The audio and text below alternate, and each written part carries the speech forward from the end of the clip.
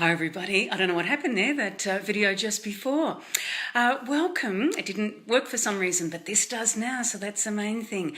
Welcome to Helen's Focus for the week, and excuse my rather sunburned face. I went for this gorgeous walk yesterday morning with my girlfriend and she said, should we take hats? And I said, no, it's only 9 o'clock in the morning. Well, we actually walked and chatted for hours, and by the time I got back a little bit later yesterday afternoon, that was it. I was pretty red. So that is my lesson learned. Next time, regardless of the weather, take it with me. Anyway, so what I want to talk to you about tonight is the concept of a program or a service that you might have versus projects that you might be involved in. Now, this might be something that you're really au fait with, in which case that's fine, but I don't know that everybody is, and also how you actually go about fitting it into your week. So I talk a lot about the concept of an ideal week, inverted commas. Hello, thanks for joining. And hello, Lee. And so I talk about this concept of an ideal week. And what I mean by that is having your week set up where you have in your calendar or in your diary, whether it's electronic or paper, that's up to you, where you can actually see at a glance what are the main areas of your business in your week, in your ideal week, that you need to be focusing on so that you can progress your business. Now, you can do this for your personal life as well. There's absolutely no reason why not. In fact, it's probably great if you do, and you can definitely incorporate them into the one calendar or diary. But because we are business focused per se, I just thought and then also for ease of explaining, I just thought it would be easier to focus on the business one. So I've talked about this before, but as a quick recap, the areas of business that certainly that I focus on and are in my ideal week include marketing, and I actually have a separate area for sales, but you can put those two together if you wanted. Also administration, and that includes working with my VA, client, emails, working up onboarding, that sort of thing. I also, though, have a separate area that is client sessions, so that they are on their own. Another one is my professional development, my learning, whether I'm with my mentor or I'm protecting time, prioritising time for the courses I'm involved in, and that sort of thing. So if you haven't done this, if you haven't thought about these main areas, or maybe you've thought about them but you don't actually have them written down, I'd really suggest that you do that. And then if you are able to add times in your week that cover those main areas of your business. And what I'm referring to then now, what I'm describing, is your program or your service. So with these words, I'm probably thinking that your business is, if this is relevant to you, you're probably a service-based business, or you might run a program. Teaching, but I suppose that's service anyway. What I'm meaning is it's probably different from, say, a product-based business where you're creating art, or your business focus is creating things that relate to your spirituality, all of that sort of thing. Hi, Carol, thanks for joining.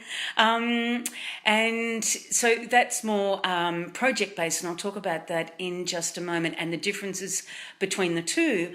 And of course, the thing is, we, particularly if we're service-based, if we have a program or a service, we actually can have projects as part of that as well. So that's where it can get a little bit confusing, and that's what I wanted to focus on more so tonight. So, as I said, talking about an ideal week, having enough time so that you can keep all those major areas, or what I like to call success hats. So you've got to wear all these different hats in your business. actually having time devoted in your ideal week, your what is called also business as usual, if you're used to that terminology. This is your business as usual, nuts and bolts. If I do this stuff throughout the week, then I'm giving enough focus to these important areas of my business. So that, as I said, is a program. Now, program obviously has some start time, but it doesn't usually have an end time. It usually continues for as long as you've got your business, that you're offering your program or your services, whatever those might be. So, as I said, to keep those success hats, keeping your hats on, keeping the wheels turning, really, you've identified these major areas and you're having focus on those in your week. Now, somebody who is in a product-based business, what probably would happen, I'm guessing, and mine is service-based, so a smattering of products, but predominantly service-based. So if anyone's watching or watches the replay who is familiar with or who knows what it is that you do in terms of the products and knowing that they are, I'm guessing, more project-based. But if it's something different, then do let me know. But that's sort of the premise that I'm going to be working with here. So the idea is that you would set aside time to create your products and, of course, all the aspects, and you can see this isn't my area of expertise, but all the various aspects that actually bring them to market for you to be able to sell them and whatever follow-up there might be and all that sort of thing. Now, that may, when I think about it, that may be your business as usual. But if, say, you're an artist and you've got an exhibition, for instance, and I know Cheryl in this group has had a few lately, and I know that she has said that this is actually, I don't know about thrown her so much because I think she's done really well, but it's not, or it hadn't been business as usual, as in exhibitions per se. And so they became, from what I can understand, and Cheryl, if I haven't got this correctly and you watch this, please do correct me, but it was such a big lead up that they became projects. And of course, for us in service-based businesses, we have this as well. If we're offering, say, coaching or some healing sessions or something, and we do them perhaps one-on-one, and we tend to offer them all the time, I'd probably class that as business as usual, as your program.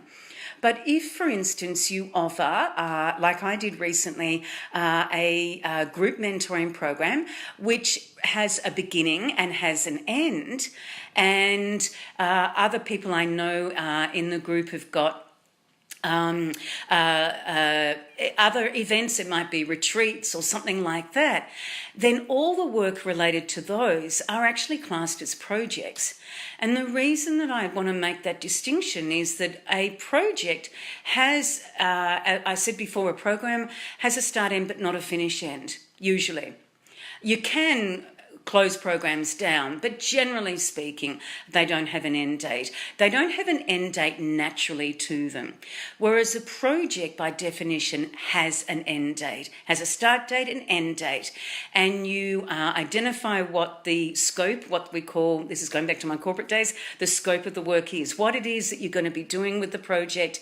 You're identifying what the goals are, and I know I don't always like using that word, but it just makes it easy to say now, and how you're actually going to get the project completed, all the steps you're going to be taking to do that.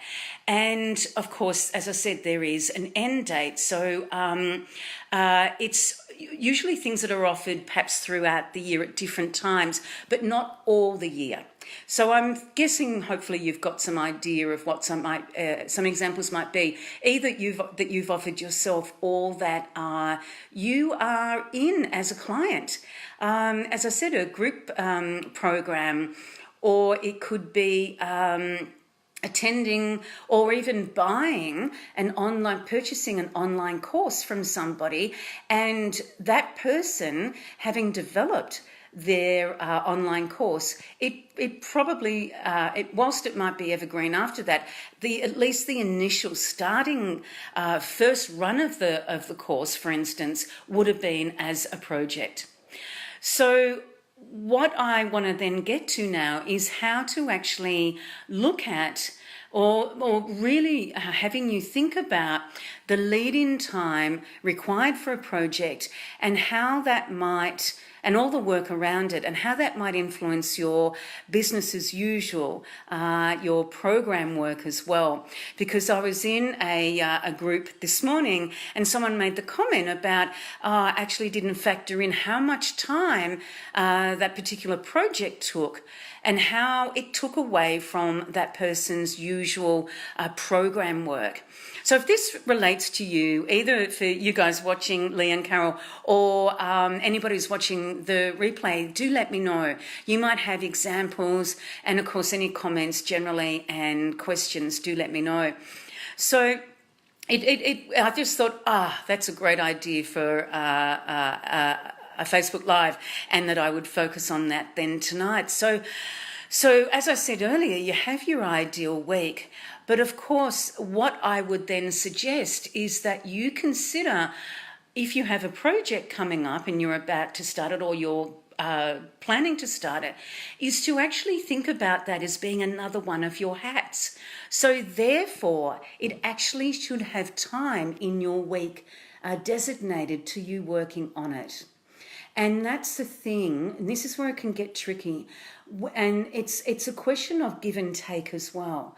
Because we can, as you can, I'm sure, imagine, or maybe you've actually even experienced it, we can get really overloaded at those peak times when we've got perhaps a project in mid-flight, so to speak, but we've also got our other program work, as I said, our business as usual.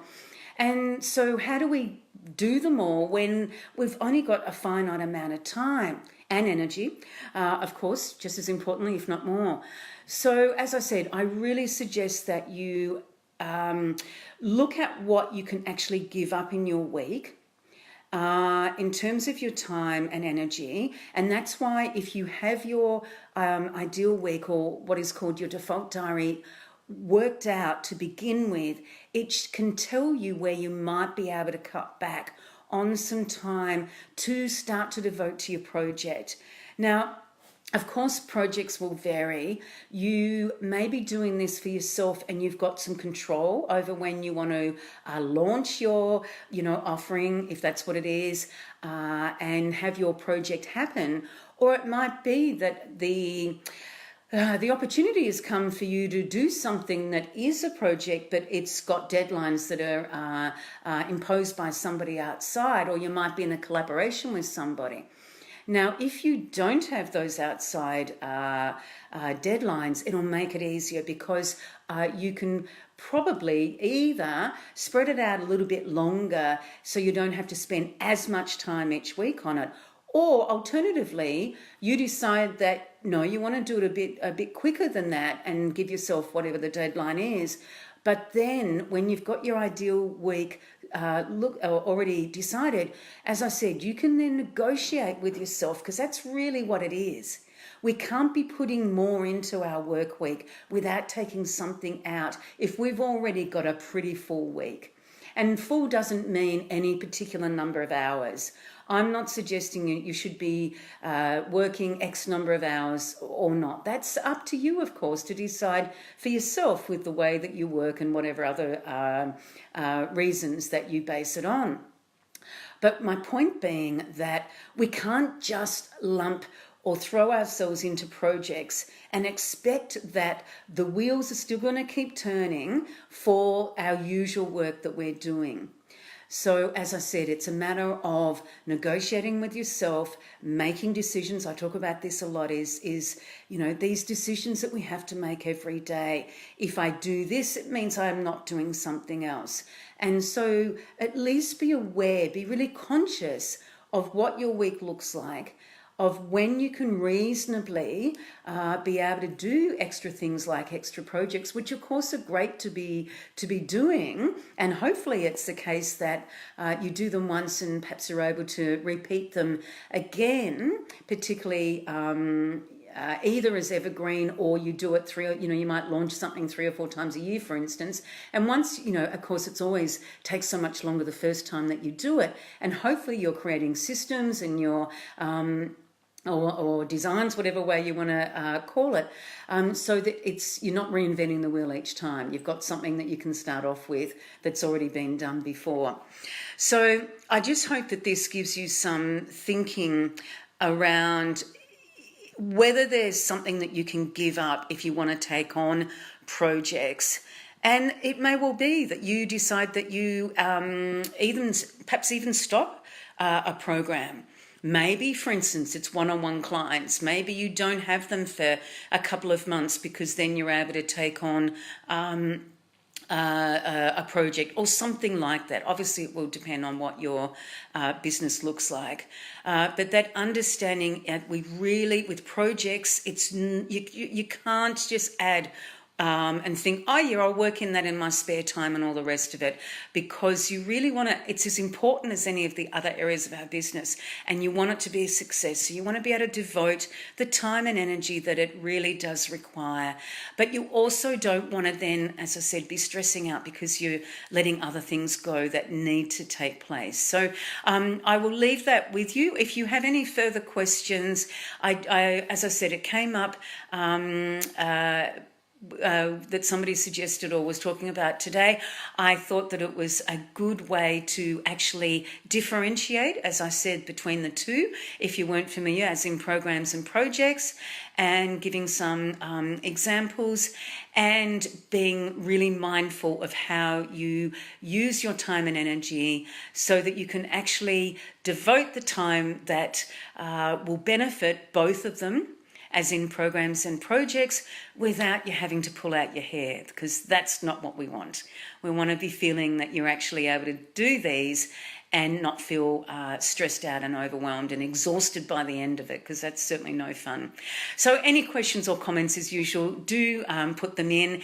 If you would like to talk with me further, if you have any questions that you would like to actually talk with me one-on-one, I'm going to put in the link under this video for a session which I call the next step to freedom, which is other people call a discovery discovery session, whatever name people have.